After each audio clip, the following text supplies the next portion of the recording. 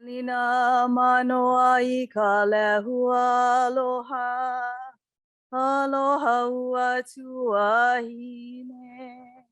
Mai lua hine a iwai kiki, kia I ke kahau kani. Kani no na leo, e o kama aina aloha e. Manoa e. Aloha and welcome everyone. I am Chris Thompson, Administrator of Support Services here at East West Center. A few of us are gathered here on lanai of the iconic Hawaii Emin International Conference Center at Jefferson Hall on the East West Center campus in Manoa on the island of Oahu. We are overlooking and sitting right above the Japanese garden where we released 2 koi fish in honor of Alan following the ceremony. For those of you joining us virtually, welcome and thank you for sharing this special time with us. Today, we honor and remember his many talents and contributions he dedicated towards the East West Center's mission. Alan was recently recognized for over 35 years of service to the East West Center, is a member of the East West Center's Wall of Honor, and has been recognized by a recent resolution of the Hawaii State Legislature for his many significant contributions to the people of Hawaii. Please allow me the honor to introduce Mrs. Jennifer Cook Clark. Jennifer has been a part of the EWC Ohana for many years and worked in the Resource Systems Institute from 1983 to 1987. Alan and Jennifer would have celebrated their 40th wedding anniversary this past October 10th. I'd also like to take a moment to introduce our guests that will be speaking this morning. Dr. Richard Volstek, President of East West Center and longtime colleague and friend of Alan's, and Mr. Sam Pence, a former EWC Research Fellow and longtime colleague and family friend of Alan and Jennifer's. Sam is here today with his lovely wife, Stephanie. Our first speaker will be Dr. Volstek to speak about Alan's legacy at the East West Center. Dr. Volstek. Aloha and good morning. On behalf of the East West Center's board, staff, and friends, I extend heartfelt thanks to all of you for attending this memorial service for our exceptional friend and colleague, Dr. Alan Clark. Special thanks to Jennifer Clark for suggesting this venue for our gathering today, as well as for an inspired gift of koi to our Japanese garden in remembrance of Alan. The symbolism is so very appropriate, and Alan would certainly approve. Not long after my return to Hawaii and the East West Center in January 2017, I started having one-on-one conversations with Alan that rapidly evolved into close professional and personal friendship. These conversations became frequent, sometimes several times a week, after I asked him to be director of the center's professional development program during an early adjustment to organizational structure. His leadership experience in many previous posts made him an obvious choice, and he embraced and excelled at the task. Unlike so many of you joining us today in person and online, I knew Alan a relatively short time, but his passing left me with realizing many conversations and travel plans were unfulfilled, including a much anticipated visit to the Clark cabin in Montana. But those short years as his friend were richly fulfilling. This morning, I will limit myself to mentioning just a few reasons why I find Alan so special to me and why he was so important to the greater team of colleagues here at the East West Center. First, Alan was a true gentleman. It was a joy to be around. We all experienced Alan's compassion, his humor, his kindness. As a gentleman, he was generous with his time, his knowledge, and his wisdom. Alan had a deep-seated respect for others, including some who did not reciprocate adequately, I must say. This was another measure of the man's honorable demeanor. His energy, it must be noted, was fueled in part by 2 very large Starbucks coffees that he brought to the office every morning. Second, Alan was an especially caring mentor. I have personal experience of this. In one of Plato's dialogues, he mentions that during a lifetime, one may be considered fortunate to have a very small inner circle of friends with whom one can open up completely in discussions, comments, and know that all discourse will remain unreported to others. Absolute trust, total confidence in another person to listen and interact honestly with you. This was a priceless gift that I shared with Alan. With me, as with others, he could exhibit tough love in his mentoring. I certainly experienced it. But I also appreciated his candid, caring approach to our discussions. He enriched my life personally and professionally. Third, Alan was a dedicated professional who based his work on the job, no less than in personal interactions, on rock solid principles of correctness, on rightness, on respect for others. I respected the high standards he set for himself, and I try to emulate the compassionate patience he exhibited towards those who were less dedicated. You know, oftentimes I thought I saw those blue eyes expressing not just friendship, but a deep-seated love of others. And those others were not only people, but nature itself. As a world traveler who worked on projects in almost every country of the world, he had more opportunities than most of us to see our world's flora, fauna, and geography, and all its rich diversity, complexity, and beauty. Likewise, when in remote places, he was able to gaze at the exhilarating yet humbling night skies, undiminished by ambient man-made light. So yes, his humility was another dimension of the man who accomplished so much, but did not flaunt it. He did, however, and much to our delight, I think, draw upon those experiences for great storytelling and for illustrations in his mentoring. Now, I know I mentioned Alan's rock-solid principles, and I am fairly certain that that comment, he would tilt his head a little bit with that not quite satisfied look, because he was not only a geologist, but an editor. And he knows I was being imprecise. So I must assure you, Alan, I do not have friable sandstone in mind, but granite, a definitely solid igneous rock.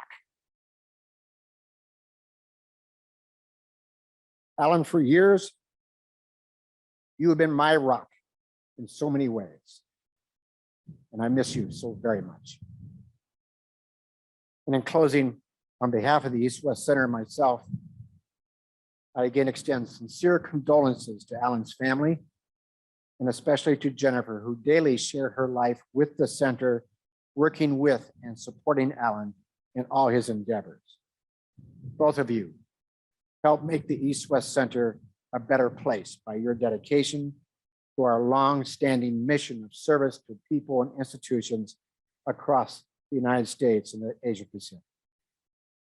Mahalo nui. Thank you, Dr. Volstek, and heartfelt thanks to the East-West Center and the Emin Conference Center for providing this special venue today for Alan's memorial ceremony. Alan and I first met while working together at the U.S. Geological Survey, the USGS, in its Office of Resource Analysis in Northern Virginia in 1978. Alan had created that office several years before under the guidance of the chief geologist of the USGS, a Dr. Richard Sheldon. Dr. Sheldon recognized Alan's dynamic research talent and skill in bringing together and motivating complementary specialties, from geologists to resource economists, computer technicians, and even lawyers, to undertake projects in resource analysis, resource assessment, and resource governance. Alan created many bilateral and multilateral projects between the USGS, other governments' geological surveys, and international organizations. And those included organizations such as UNDP, UNESCO, and ESCAP at the time. And he did these projects to study and understand more fully the resource endowments of lesser developed countries in order to foster more informed governance of those resources. I remember the first day I ever met Alan. He had some bad bruises and cuts across his forehead. I couldn't help but ask what happened, and he very curtly replied to me that he had been body surfing face down in the sand at Sandy Beach. I remember thinking, perhaps this man should just stick to geology. He then smiled, those blue eyes twinkled, and although I wouldn't realize it for some time, some force had just been set into motion. In those early years, we worked and traveled on fast-paced and interesting projects, such as a silver resource assessment of Colombia, a chromite assessment of Turkey. We developed oil and gas pool and field databases for 13 Southeast Asian nations. And we worked on the Circum-Pacific Map Program. It was for this latter project that we initially traveled to Honolulu and the East-West Center. Again, little did I know then what role the East-West Center would play over the next 40 years of our lives. In 1981, the year that we married, Alan left the USGS to be the director of the International Institute of Resource Development, the IIRD, in Vienna, Austria. Alan developed the IIRD under the guidance of the Vice President of the World Bank, and it was funded by the President of the OPEC Special Fund.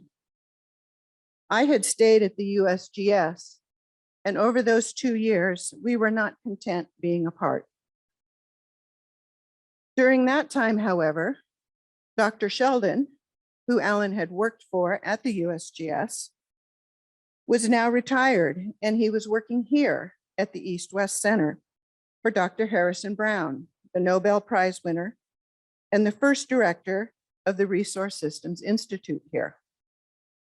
Dr. Sheldon had arranged for the two of us to work in the expanding Resource Systems Institute, its research program, as one-year fellows. When we arrived in the fall of 1983, Sam Pence, a brilliant resource economist and policy advisor, was already a fellow at the East-West Center, working on his famous book, Ok Tedi, Evolution of a Third World Mining Project. And Lillian was the project assistant.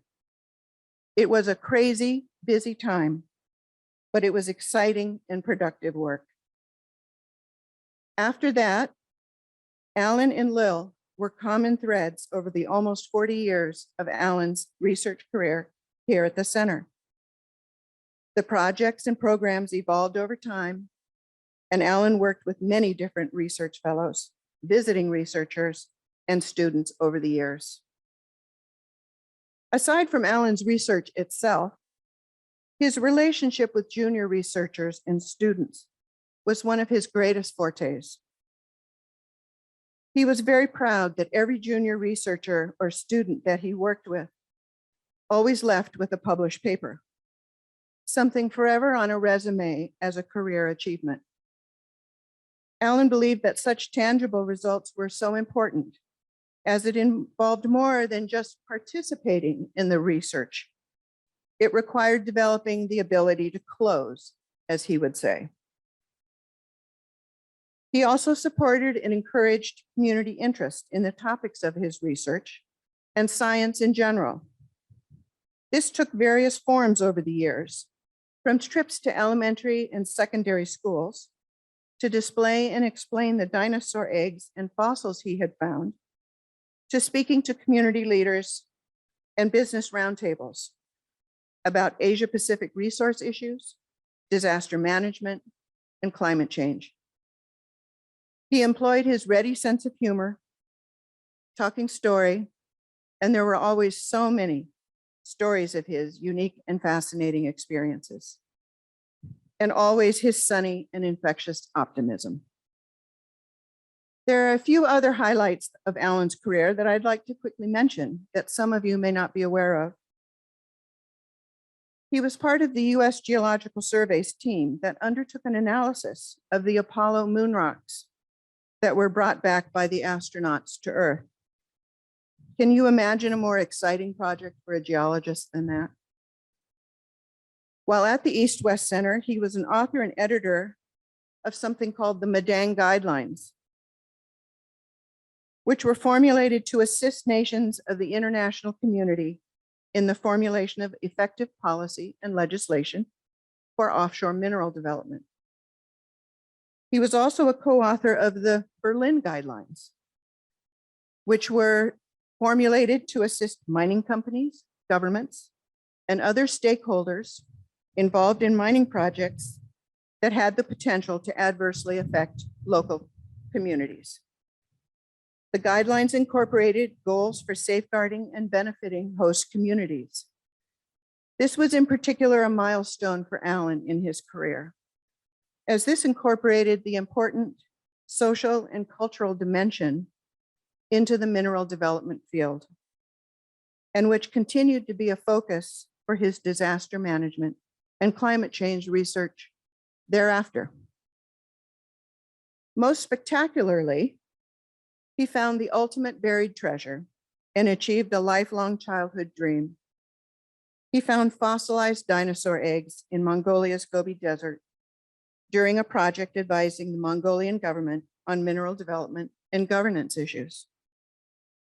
Alan's boyhood hero was Roy Chapman Andrews, an early explorer and naturalist from the American Museum of Natural History, who undertook daring and arduous expeditions to China and Mongolia in the 1920s.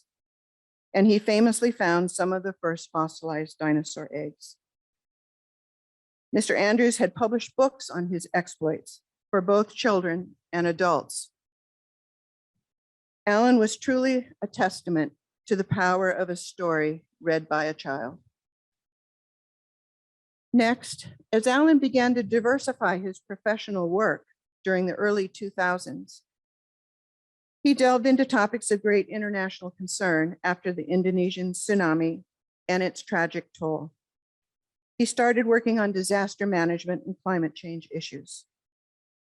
He bid for and won a project where the East-West Center would manage the Pacific Disaster Center, the PDC, on Maui, a huge undertaking. As part of this, he became the PDC's director. This involved a grueling schedule of weekly inter-island commutes. But in typical fashion, he took it all in stride, and it just seemed to be no big deal.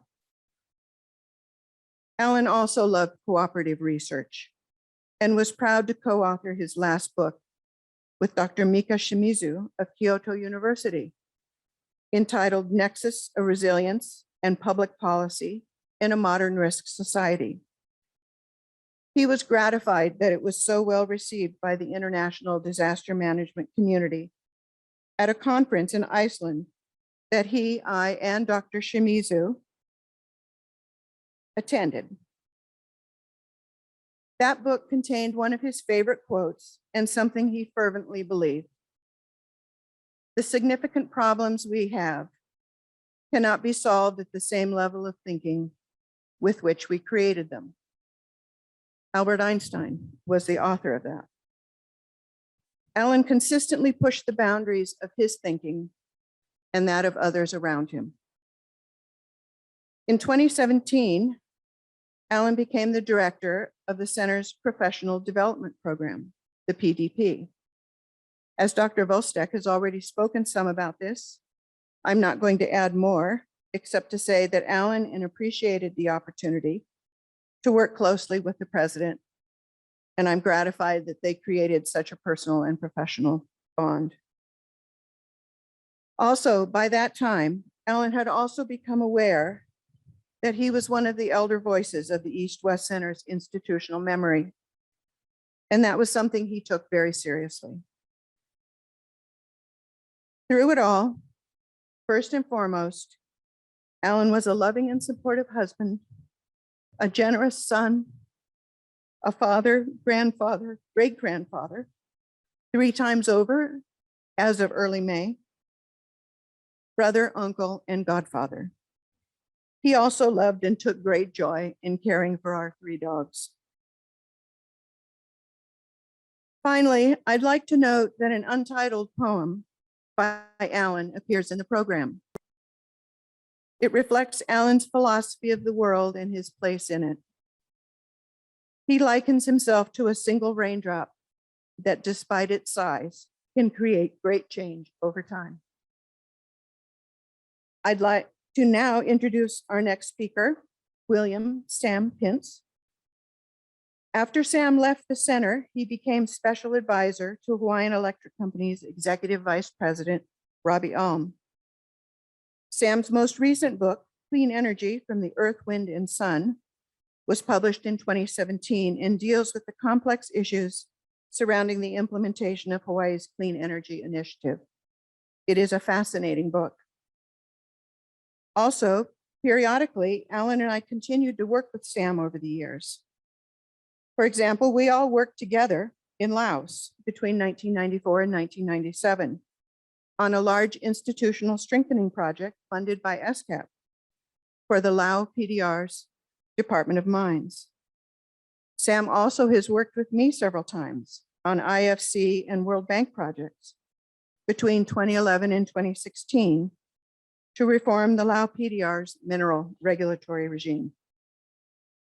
He also co-authored with us in 2016 a technical report that the UN's International Seabed Authority had asked us to prepare on a proposed regulatory regime for the mining of deep sea manganese crusts and nodules.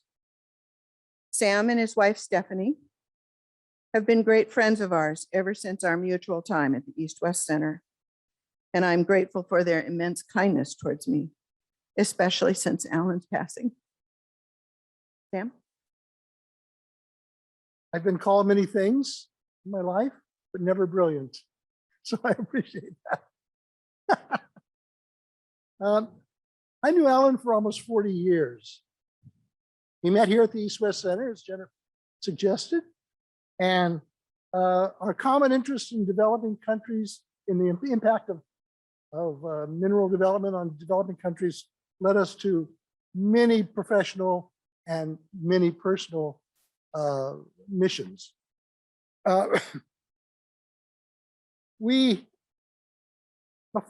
like to say 2 things here. One is, I'd like to make a few comments about Alan that maybe people here in the East-West Center saw. Aspects have already been commented on. And then I'd like to talk a little story about what I saw in Alan at a personal level. First, Alan was a consummate professional. He was competent, well-read, and had his feet on the ground when it came to research. You could sometimes engage him in speculatory discussions, but that was usually over beer after work. His professional work in research was absolutely on the ground. He knew what he was doing and he did it well. Over the years, I came to recognize Alan was actually an excellent manager. He was able to manage the Pacific Disaster Center project. He was able to help with the reorganization of the center.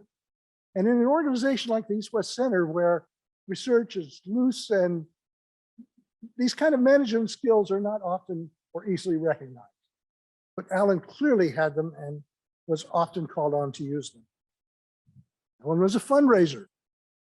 I remember when he was considered for tenure here at the East West Center, he had to submit a list of projects that he had worked on that were funded outside the center. And I saw the list. It was a long list. The bottom line for this list was over $1.25 million in a few short years. And that was quite an accomplishment in that day. Well, so much for the Alan Clark that you people knew and experienced. I'd like to talk about just a few minutes about a few episodes that Alan and I shared. The first was a small success in Papua New Guinea. Alan and I were repeatedly involved with the Papua New Guinea government, their policy development. And one night we were over dinner with some officials in PNG, and they suggested that they were having trouble with a major roads project that they were going to build into the highlands of New Guinea. This is the largest road project in the history of the country. And it went to the backbone of the development of the highlands area. So the problem with the project was that it had 7 alignments, and all of the analysis that had been done was inconclusive. But they could not decide on the analysis which was the preferable alignment. So Alan suggested that maybe they should look at the mineral associations or mineral assessments of the areas by each alignment of the road and see if there was one that would open up new areas for mineral exploration. And so they readily agreed to that. And we submitted our report. We did the analysis, submitted the report, and like all good consultants, went home. We never heard anything more about this project. And yet, until 4 or 5 years later, I happened to be on another mission in Papua New Guinea. I happened to encounter some of the people who had been involved in this dinner discussion. And much to my elation, they told me not only had they integrated our recommendations, or Alan's recommendations really, into the decision for which alignment to take for the road, but that they had actually chosen the one that we recommended, and that the road, which was now complete, had spurred a great deal of mineral exploration in the area. And they were certain that at least one major mining company would come out of this project. I think that was well done, Dr. Clark.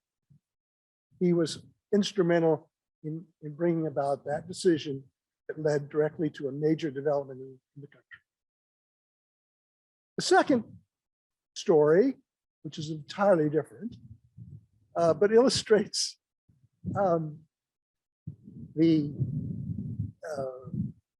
illustrates a different aspect of Alan. Alan and Jennifer and I, Jennifer has already mentioned, we often were going back and forth to Laos on a project. And the usual routine was we would fly into Bangkok, check into the hotel. The next day we would get in a car, drive across Bangkok, which in those days was 4 or 5 hours to get across Bangkok, to the Lao embassy, get our visas, and then go on the next day into Vientiane. Well, you had to have a picture for your visa application. And halfway through the journey to the Lao embassy, I realized I left the pictures at the hotel. There was no turning back. That was not a feasible option. So Alan came up with a wonderful solution. He said, why don't you use my picture? Now, in truth, there is a rather vague similarity, white hair, white beard. And to people who believe all foreigners look alike, that was enough. So we submitted this, my application with his picture. And it was accepted. And we knew I was not going to be charged with being a fraudulent entry because they took my application and they put it with a stack of other applications that it must have been several years old. And the only thing that was communicated from Bangkok embassy to the Vientiane people, or the visa people, was my name. So we got away with it. So I often smile when I think somewhere buried in the Lao immigration system, there is a picture of me that bears a striking resemblance to Alan Clark, a researcher at the East West. The final little vignette I'd like to say is really to us, Steph and I, very personal. In 2017, or 2018, my wife and I had our 50th wedding anniversary. We invited our friends, Alan and Jennifer, a number of close friends, and the alcohol was flowing freely, and the food was good, and the anecdotes were going on. And we had told people, don't bring gifts, but nobody seems to have got that memo. So the table in our living room was full of bottles of this and that, gifts. But there seemed to be congratulatory messages on most of it, so we didn't think anything more about where we were going to send the thank you messages. Well, the next day we got to it, we started going through it, and we found one mysterious box that we could not identify where it had come from. When we opened the box, we found an immensely personal gift. Alan and Jennifer had found a bottle of port wine, which was bottled in the year that we were married. Now, exactly how you go about finding a bottle of 50-year-old port wine in Honolulu, I'm not certain. But Alan and Jennifer pulled it off. I could go on with little vignettes like this for half of the day. But I think you get the message. I genuinely liked Alan. In fact, I had a certain fondness for him over the years. He was competent, he was a pleasure to travel with, and he was a genuine researcher and friend.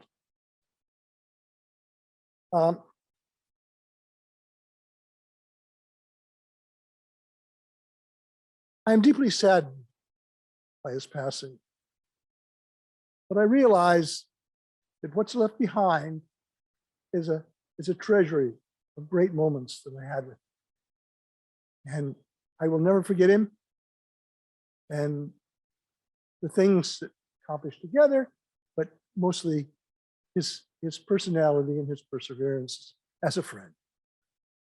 Thank you. Thank you, Richard, Jennifer, and Sam. As we move on to the next portion of the service, I'd like to share on behalf of Jennifer on why she chose Koi to honor her late husband. Here in Hawaii, we see many local families flying Koi on Boys' Day, shouting to the world that there is a son in the house. White symbolizes an elder son, and Alan was the oldest son of his family.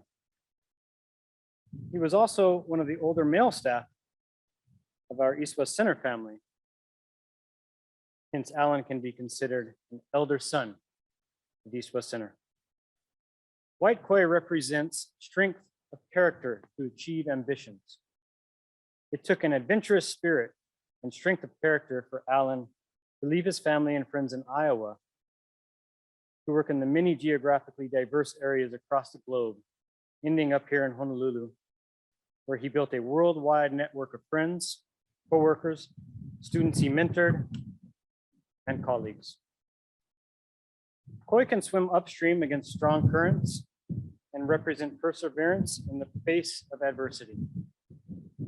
Many people advised Alan that his dearest dream could not and would not come true. He was told that it was impossible for an American to discover dinosaur eggs in the Mongolian desert. Even if he somehow managed to find them, it would be unlikely that the Mongolian government would allow the dinosaur eggs to be taken out of the country. With Alan's perseverance, in 1992, he discovered fossilized Proto-Triceratops dinosaur eggs in 3 nests in the Gobi Desert in Mongolia. Alan enjoyed showing the eggs and the mastodon molar he had previously found in Alaska to many elementary school children as he shared about his career as a geologist, which led him on the hunt for those eggs. Koi also represents resilient strength to endure and overcome hardships. Alan always had a story to tell. One of them was about his college years when he ate oatmeal 24/7 because that was all he could afford. I can relate. Those early deprivations left Alan with a keen appreciation of helping others. And while at the center, whenever the office took up a collection for some celebration or for departing coworker, Alan was always generous and took great pleasure in reaching into his pants. Now, I can't do this justice because my pocket does not go deep enough to pull out a wad to contribute. What a guy. Koi represents good fortune and success. Alan had the good fortune to meet and marry the love of his life, Jennifer Cook, and the good fortune to work at the East West Center in a job he loved. The job he loved so much that he deferred retirement more than a few times. The first year Alan and Jennifer were here, they lived in Lincoln Hall, to my right, a couple hundred feet away, and would often eat lunch together in the Japanese garden right behind me, near the koi pond. Jennifer and Alan shared many happy memories here, and what better way to honor these memories with a platinum Ogon koi that shares so many positive characteristics with Alan. This particular koi chosen by Jennifer is feisty, like our dear friend was.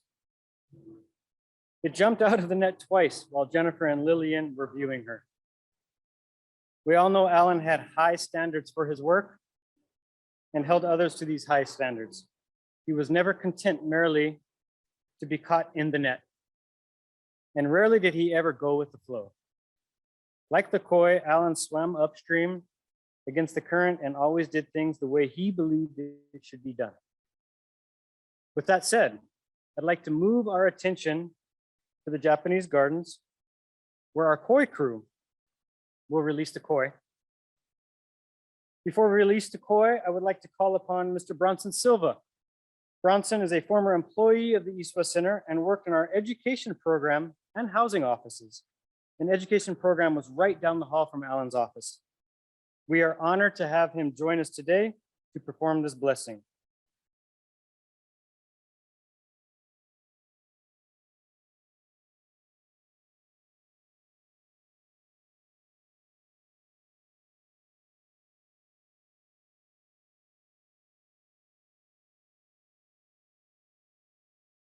The large female is a 2-year-old platinum Ogon koi, originally from Tane Koi Farm, located in Chiba, Japan. Ogon means metallic solid, single color koi. Platinum is the most sought after Ogon color. We've named her Alina, which is the phonetic translation of Alan into Hawaiian. Our companion during quarantine is a 1-year-old Gin Matsuba koi, originally from the Omosako koi farm located in Hiroshima, Japan. This koi's name is Mikata, which means friend, ally, supporter in Japanese. Mikata was a true friend to Elena during the 2 lonely months of quarantine. Thank you, Bronson and the koi crew, for that beautiful blessing and release. I'd like to invite Jennifer back up to the podium to share her gratitude and acknowledgement. Thank you. I would now like to acknowledge President Volstek and those in his office who made the ceremony here today possible. I'd also like to thank the Imin staff, Burton White and Sheldon Tillman. Next, I'd like to thank Jill Hamasaki, the center's marketing and events director, and the terrific CER staff that you see here today and those that worked behind the scenes. Those individuals are Anna Reedy, David Onoy, Deanna O'Brien, Devin Grandy, Janelle Kalave Ching, Jill herself, Ria Sakamoto, and Shane Hasagawa. Thank you.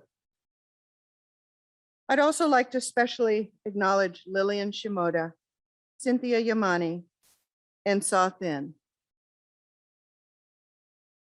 As mentioned, Lillian worked with Alan for almost 4 decades. She probably spent more time in just the number of hours with him than even I did. I've heard several times that there were plans to retire, and the latest was that they were going to retire at the end of this year.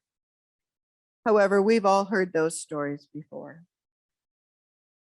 Lil, simply put, Alan could not have achieved the success he enjoyed without your tireless support and help.